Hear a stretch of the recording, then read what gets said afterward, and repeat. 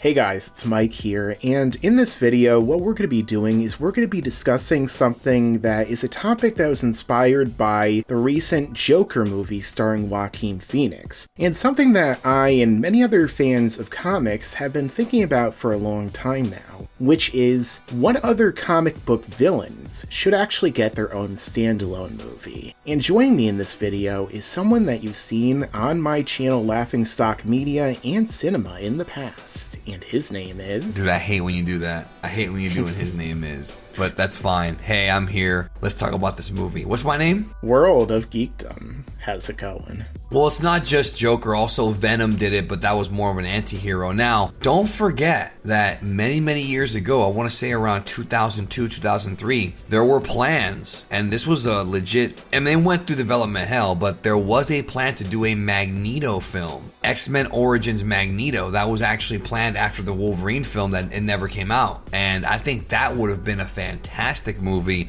if you tell, it would have been a lot of like him in Auschwitz and in, concentration camps and all the stuff he went through there, would have been a fantastic film if you ask me, if they did it right. Great story. Yeah, and then they basically took that story and they incorporated it into X-Men First Class, which I guess that was kind of their reboot, which then ended up not being a reboot because of time travel. So the X-Men storyline in the timeline is arguably as messed up as Terminator, but after this most recent movie, I'm not too sure about that. So, I think that would have been a great idea. And, talking about Magneto, I guess they could still do a Magneto standalone movie now that Marvel and Disney has acquired the IP, but it doesn't really seem like something that they would do. It doesn't really fit in with the tone of the current MCU to do a movie that begins in Nazi Germany, It's almost too real. Yeah, aside from Captain America. Yeah, you're right. Captain America already did it. That's a good point. So unless, somehow they tie in Eric Lencher to, Captain America, I don't know if that's even possible for them to do that. But I think that Magneto would have been a great villain to do a movie around because he's one of my favorite villains and one of the best villains in the Marvel catalog. However, there definitely are some other villains who have yet to be introduced into the MCU and have been acquired as a part of the Fox deal, who I think could serve another fitting role. Well, you're talking about Doom, obviously. Yeah. One of the greatest heels of all time. I think Dr. Doom would be excellent to base the whole movie around.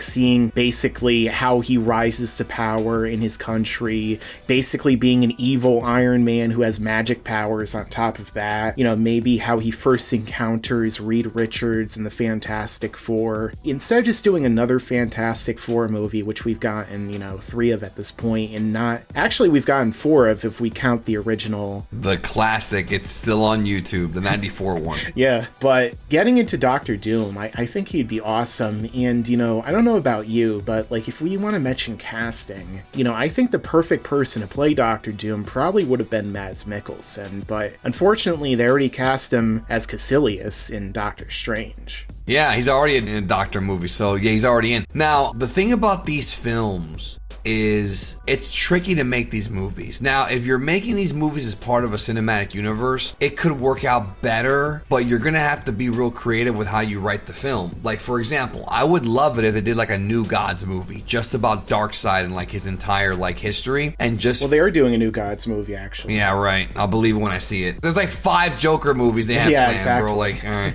But, if they did a real New Gods movie and they had it be a setup to Darkseid coming to Earth and facing off against Justice League, that kind of stuff can work. Because really, when you think about it, Infinity War was a movie about Thanos. It wasn't called Thanos, but it was kind of his movie, and all the other characters kind of played around him. You have to be careful with this, because what made Joker work was a really great script, Joaquin Phoenix, and the fact that the character of, Arthur was really one that you sympathize with, and one that throughout the majority of the film you empathize with and you understand, and you kind of, in a way, even though you know what he's going to become, you kind of root for him in a way. And it's really hard to do that with some of these supernatural space villains because we don't really have a humanistic connection to them.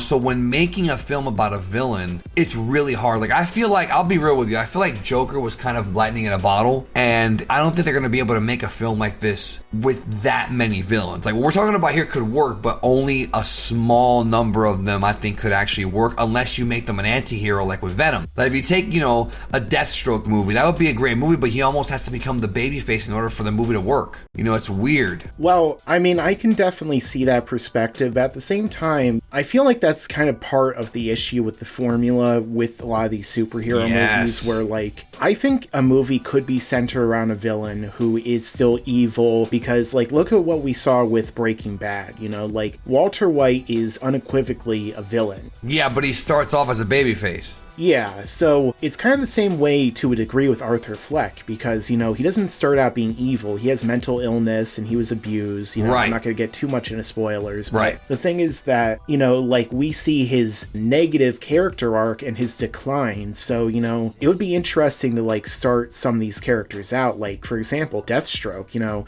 that was one of the movies that was announced that never ended up happening, and it was going to be directed by Gareth Evans, who was the one who directed the Raid movies, which I think that it would have been amazing because of just, like, the level of action we could get, especially, I think that Joe Manganiello was going to play him, and, I definitely think he'd be able to pull it off with the right training. But the thing is that we would have to probably position him from a point where he is first starting out becoming, like, an assassin, maybe going into the League of Shadows and, actually getting involved in everything, and then going in the direction that he goes in. But I think that DC almost kind of has this set up in a way to where they could do it in many ways more so than Marvel, because right. DC, over the course of their comics, like, in the last 10 to 20 years, has been making a lot of these, like, straight up villains into more like anti-heroes. Yes. Sometimes they team up with the good guys. Sometimes they, go against them. Well, Marvel does that too, but yeah. So I feel like there's almost more depth of villains who could, have a movie centered around them in DC, which also explains why they, did the Joker in the first place. But one of the things for me is that before they even did Infinity War, I actually wanted to see, like, a straight up Thanos quest movie, because in the comics, what they do is, Thanos goes around and he gets all of them in his own comic before he gets revived, and Silver Surfer, and he gets the gauntlet. Yeah, there's a lot more people. Which actually, Silver Surfer would be a great movie because they could start the film off with him being a villain, being the Herald of Galactus, and then eventually, by the end of the film, realizing that he did wrong and becoming a good guy like that. It's still a superhero movie, he's just on the wrong side, sort of like what they did with Captain Marvel. But, again, making a movie like Joker is very hard. With other characters, I mean, in comic books. Oh yeah, definitely. Batman's rogues gallery has, like, some of the most depth of, like, any villains. Each of his villains often, like, represent some kind of psychosis. It's the question of, should Batman just put some of these people down, especially the Joker, or, are they too sick and they just need rehabilitation? Sometimes his villains actually do good too. And also, if you think about it, Suicide Squad was also a movie about villains. So, I mean, they've done this before, it's just that Joker was just really special. Yeah. But you're right, though, DC seems to have a much better way of, like, Two-Face. Like, obviously, he's not a hero. He has an arc, but if you look at both the way the Dark Knight did it, but also even better than the Dark Knight was Big Bad Harv in the old animated series. That was some of the best writing ever, man, for the animated series. Like, yeah, love those episodes. Oh, they're some of the best. I mean, but again, it's tricky because you would have to make another villain be the villain or a good guy be the villain. Would the fans really accept that? Would the movie-going audience really figure that out? That's the tricky part. You'd always have to babyface them. But that is something that I think it's one of the issues with modern superhero movies, that the audience isn't left to think enough after the movie's over. That's one of the great things about the Joker movie, the audience is left to think at the end. They have to sort out their thoughts about the movie that they saw, like, do they really sympathize with Arthur, even when he's doing these horrible things? Do they truly understand? And ever since the MCU Civil War movie, that's something that I wish Marvel has done more of, because they had to insert Baron Zemo as the villain in Civil War, as opposed to like in the comics where it was just like straight up, is Tony Stark the bad guy or is Captain America wrong? Neither of them is really evil, obviously, but it's more about like who do we really side with, and it's more like this ideological difference that separates them. But then the movies, like we have to put a villain in there. We can't have this person be evil or morally ambiguous. The people can't be left up to decide for themselves. And that's one of the things I think that a lot of these movies could do. Like they're villains at the end of the day, but when we see their complete devolution into these super villains, I think that, the audience is then left to think, kind of like what Martin Scorsese said back in the day, which is ironic considering his thoughts on, superhero movies now. He said back in the day, villains are just us under different circumstances. So I think that would be a great idea to take away from some of these movies. Well, the Joker did that. Yeah, and it did it great, just another thing it took from Scorsese, I guess. Right. Yeah, it's tricky. But I think we named some good ones. It's just that some of the more some of the more sensational villains, actually one movie that did a pretty good job of it was, I hate to say it because people hate this movie, but it's true, Spider-Man 3. Because Sandman was a villain, but he was actually a good guy the whole time. Like there are examples of this. Yeah, you could tell that's who Sam Raimi really wanted to do the movie about. Well, yeah, and I think it worked out. But when you do villains like Mr. Freeze, even though he has a sympathetic backstory, giving him his own movie is just not going to work. Same thing with Poison Ivy, even with Arnold playing him, the Lizard, some of these characters, the Riddler, with Joker, it was special because, we thought it copied Scorsese. You can't really do that again, and with the really big ones like Dormammu and Onslaught and Abomination, they just can't carry their own movie. Yeah. Now, one story that I do want to see, which will never happen. This will never, ever happen. My favorite Spider-Man story of all time is Kraven's Last Hunt. It is the best writing of any Spider-Man story, in my opinion. Yeah. It's very adult. It's not for kids. It's very powerful, dealing with things like suicide. And I feel like that would be an incredible thing to see on the big screen. It'll never happen. And again, he's a villain, but he is sympathetic. And it's sad, but it's powerful. Very, very powerful. Yeah, absolutely. The movie I really want to see about Spider-Man that I think that they definitely have the ability to do right now is Spider-Man versus Kingpin with Daredevil involved. I think that could be amazing if done right, with Spider-Man taking on Vincent D'Onofrio's Kingpin and Daredevil being there.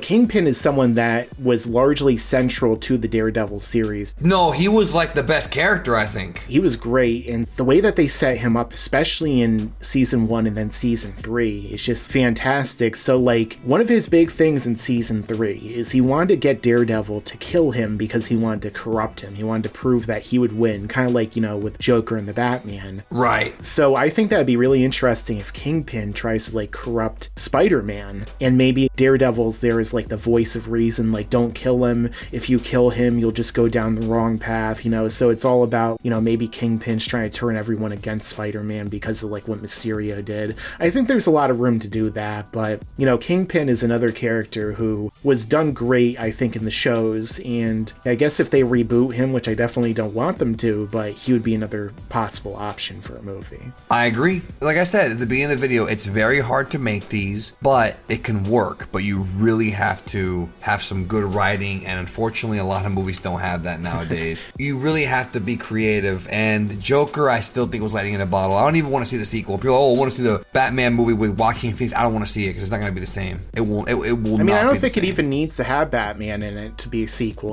Well, that's what people want. Well, yeah, of course, and I think it's possible with the timeline, if it takes place in the 90s, it's only 10 years later, Bruce Wayne could be early 20s or something, as Batman. But I think even doing a movie before that, where Joaquin Phoenix meets other villains or other people inspired by him. Like Gotham, the TV show. Yeah, exactly. I think that there's a lot of room to go in that direction, but, are they going to do it? I would like to see it just because, I want to see Joaquin Phoenix as Joker in his prime or whatever, kind of what Heath Ledger was doing. But at the same time, is it going to happen and how are they going to do it? I'm sure they're going to do it because it's going to make $1 billion at this point, but despite that, I don't know if they're going to make it as good as this one with it being so standalone and focused just around Arthur Arthur Fleck and his transformation. Alright guys, so who are some comic book villains that you think they could build a movie around? Let us know in the comments down below. Also, make sure to check out World of Geekdom in the end screen and the description. And make sure to stick around, because there's a lot more to come in the future. Make sure to subscribe to this channel and enable notifications so you can see all of my content right away when it comes out. Yeah, and you better subscribe.